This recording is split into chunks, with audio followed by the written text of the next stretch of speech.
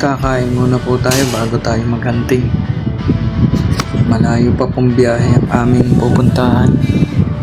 At dito po sa videong i-upload ko na to, dito po ipapakita namin yung mga pinaghahuntingan namin kung gaano kagubat.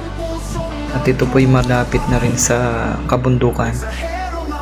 Marami-rami rin po kaming magkakasama dito.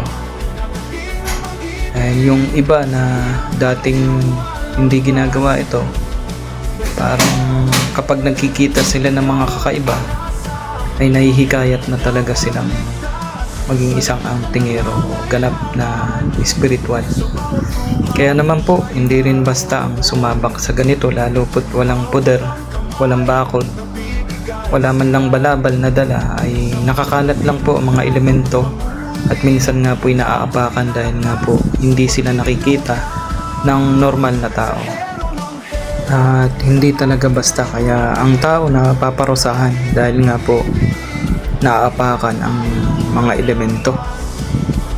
Hindi kasi nakikita. Kaya nga pag walang poder, talagang magkakaroon ng pantal-pantal ang inyong mga balat, namamaga. Yun ang mga ginagawang pamarusa ng mga elemento. Ayan po, napakaganda dito ng buwan. Yun po yung nung naghunting kami, kabilugan ng buwan. Ang kasama ko naman dito ay si paring JP. At yun nga, talagang desidido siya maghanap, napakasipag. Ang hindi lang po niya nadala ay yung pangsinsil. Marami po ditong mga kabibe sa loob. At saka po yung mga susong guys. Kaso lang nga, nagtiyaga siya na magkuha ng bato na lang, magpukpok. Pero hindi rin siya nagtatagumpay dahil nababasag yung libon. Ito nga po yung yung kahoy na kakaiba. Ito yung sa nakikita ko sa kahoy na yan. Yan po yung Siete Virtudes, kung hindi man ako nagkakamali. Kung kilala niyo po yung kahoy, ito meron po ako nakita dito na suso